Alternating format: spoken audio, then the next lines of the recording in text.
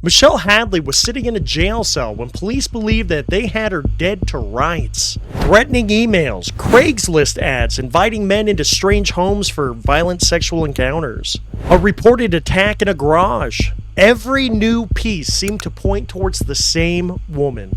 Michelle kept giving the same answer. Somebody else was using her name. I sense that somebody's lying. That's Tony. He's a mallard. Michelle met Ian Diaz in 2013. She was in business school. Ian was a deputy U.S. Marshal. They got engaged, and in June of 2015, they bought a condo together in Anaheim. The relationship ended about 2 months later. Michelle moved out, Ian stayed, and the condo became a financial problem they still had to solve. Court records for Michelle's later civil case says that Ian agreed to pay her $3,000 for a quitclaim deed and take over the mortgage by June of 2016. By late May, that still had not happened. That's just normal breakup paperwork.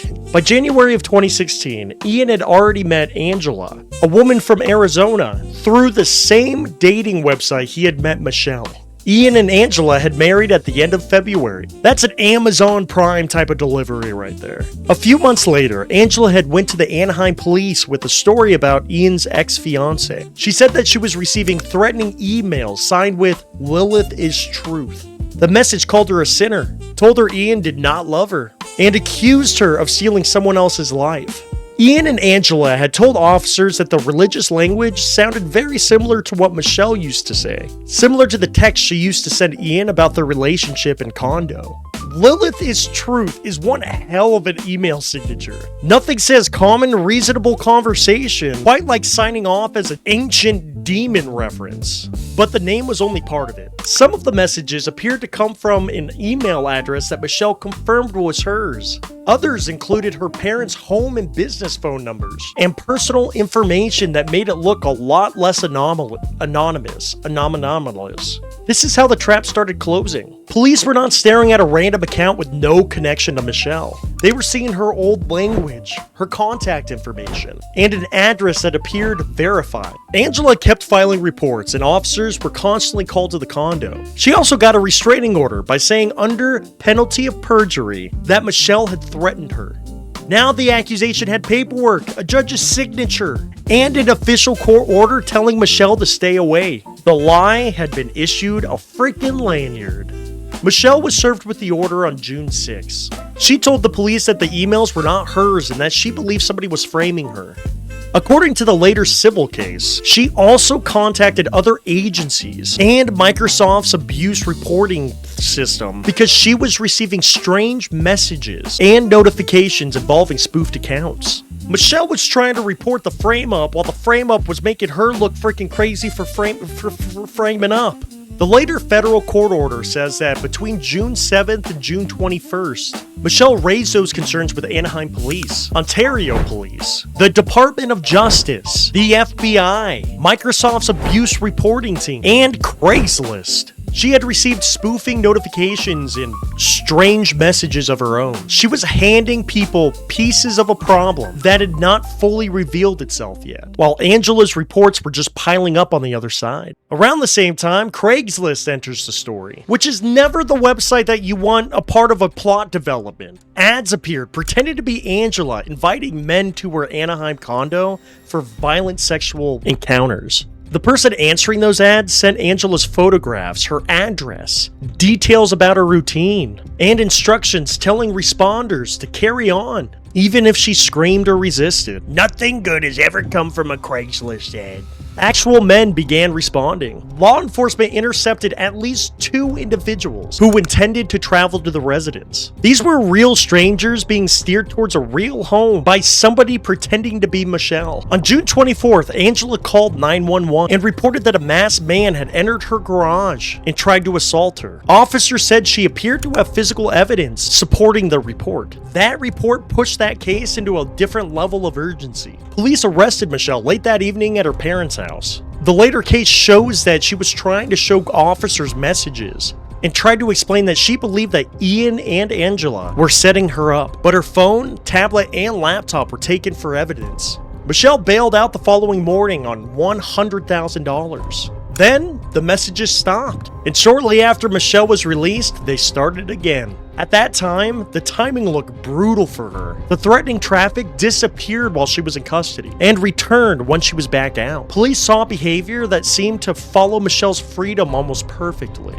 But Angela had been notified under the California's victim rights system when Michelle was arrested and when she was bailed. Whoever controlled those accounts knew exactly when Michelle went into custody and when she got out of custody. The timing seemed psychic because basically Angela was handed Michelle's schedule. The emails also became more violent. Angela continued reporting them, and the restraining order made every new message look like another violation, escalating the case. Then on July 13th, police found a 17-year-old outside the condo. He said he had answered one of the Craigslist solicitations and believed it was real. A minor had now been pulled into it. Police believed that they were dealing with an immediate public safety threat, and Michelle was arrested again the next day. This time, the bail was $1 million. The charges included stalking with a restraining order, criminal threats, attempted rape, assault with the intent to commit rape during a residential burglary, violating a protective order,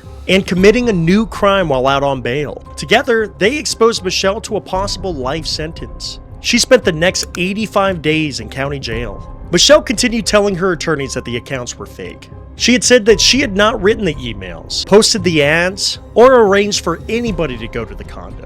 Long before her second arrest, she had already told multiple people that she thought she was getting set up. The arrest did not only just put her behind bars, her name appeared in news coverage next to allegations of stalking and attempted rape. According to her later civil case, she had already quit her job, stepped away from business school, and moved in with her parents because she believed somebody was building something around her. Any search for her name brought up allegations that could change how an employer, neighbor, or complete stranger looked at her before she even spoke. There's no joke here. 88 days is a long time to be sitting in a cell while somebody else is pressing send. Her defense attorney, Michael Geisty, kept providing investigators with documents they could check. Police and prosecutors eventually interviewed Michelle at length and verified the information she gave them. One of the major timeline issues involved messages being sent after her first release, before she had actually been able to regain access to the email account that the police associated with her. That didn't solve the case by itself, but it did give investigators something to think on, a fact that refused to behave. The technical evidence was complicated because the person who was running the account deliberately hid the source. The emails were routed through VPNs and third-party proxy servers. Investigators had said that the scheme had used 8 different accounts to make the messages appear connected to Michelle while masking the originating IP address. 8 accounts! If I forget one password, I'm abandoning the website. This woman apparently opened a freaking regional office. Investigators had tried emergency search warrants to see where the messages were coming from, but the VPNs and the proxies concealed the locations. According to the Orange County District Attorney, it took months of work to remove just enough of the disguise to identify the sources. The official investigation ultimately traced those email sources back to that Anaheim condo shared by Ian and Angela, Angela's cell phone, and Angela's father's home in Arizona. Investigators found no matching source at Michelle's home or her devices. Angela's phone started snitching. By then, Michelle's records and account data were finally telling the same story. On October 7th of 2016, Michelle was released on her own bail while the investigation continued. She was out of the cell, but not fully clear yet. That came on January 9th of 2017. The Orange County District Attorney dismissed every single charge and publicly exonerated Michelle. District Attorney Tony Rakakas called her an innocent victim of a diabolical scheme. The same press conference that cleared Michelle announced charges against Angela. If fake identities, forged paperwork, and a lie with its own freaking filing cabinet floats your goat, please subscribe. And leave a comment down below if you've ever grown hair before. Once investigators started digging through Angela's activity, Michelle's case stopped looking like an isolated burst of online harassment. Angela had a history of building lies with documents, identities, and follow-up work. In April of 2016, she altered a paycheck by her employer by adding $2,000 and cashing it at the ATM. I guess that's an approach to asking for a raise. Just give it to yourself. Investigators also said that Angela faked cervical cancer, forged doctor's notes, pretended to be an attorney, and claimed she was pregnant. Reminds me of a video we did. She had told police that threats were aimed at her and her unborn child, which made the accusations against Michelle even worse. This woman needs a different freaking hobby. Stop being an iPad kid. Now hold on. Michelle wasn't even the first ex whose identity was used by Angela. Investigators said there were two. Apparently this thing had a freaking stamp card on it. Angela was arrested in Phoenix on January 6 of 2017 and extradited to Orange County.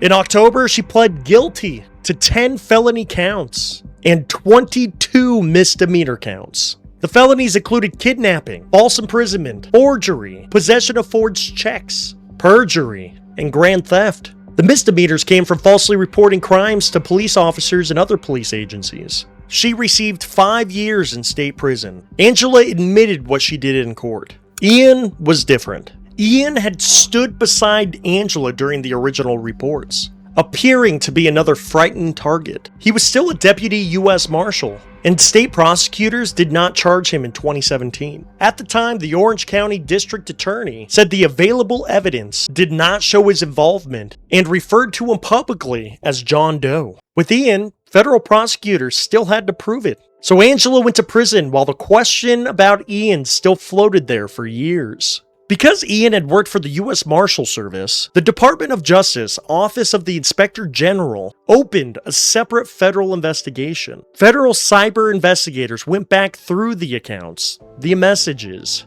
and concealment methods used in the scheme. According to the evidence later presented at trial, Ian and Angela posed themselves as Michelle, sent themselves threatening communications, used Craigslist solicitations to lure men, staged hoax assaults or attempted assaults, and then reported the manufactured evidence to local police as proof that Michelle was dangerous. The federal case also described how they tried to hide it. They used falsely registered email accounts and VPNs, communicated through encrypted messaging systems, and then deleted the email accounts used in the scheme. Ian was indicted and arrested in May of 2021, almost 4 years after Michelle was cleared. He pleaded not guilty, which meant that the government had to prove his role at trial, rather than resolve the case through a plea. The testimony he gave while defending himself in her case became evidence against him in the criminal one. He got hit by his own paperwork. Federal investigators argued that the unresolved condo dispute was part of the motive. Their trial brief also said that Ian was angry that Michelle had become more public about the allegations from their relationship. Burying her under serious criminal charges could damage her credibility and remove her from the fight for the property. That was the government's theory, not a separate fact established outside the trial. But it did give the jury a reason for why somebody would build something this elaborate around an ex-fiancé. And elaborate was the word. Fake accounts, encrypted conversations, Craigslist responders, reports to police, a restraining order, manufactured threats that copied Michelle's real language, and personal information. This was a frame-up with project management. In March of 2023, a federal jury convicted Ian of conspiracy to commit cyberstalking, perjury, and obstruction of federal proceedings. In June, a judge sentenced him to 121 months in prison, 10 years and 1 month, followed by 3 years of supervised release. He was taken into custody immediately after the sentence. Angela had admitted her role in 2017. Ian's involvement was not established in court, not until 2023. Michelle was cleared in 2017. The verdict established that Ian's role did not arrive until about 6 years later. There's still a dispute over how fast Anaheim probably should have realized what was happening. The district attorney's official account credits investigators with spending months working through VPNs, proxy servers, devices, and account records. that warrant return had connected activities to Ian's email and the Diaz residence before her first arrest, and that the officers failed to treat those clues as evidence pointing away from her. Anaheim disputed that. The city maintained that the officers had probable cause based on what appeared to connect Michelle to the threats, the copied language, personal information, restraining order, men arriving at the condo, reported attack, and timing of the messages. A federal judge found enough factual disputes about probable cause to allow most of Michelle's claims to continue, while dismissing her excessive force, assault, and battery claims.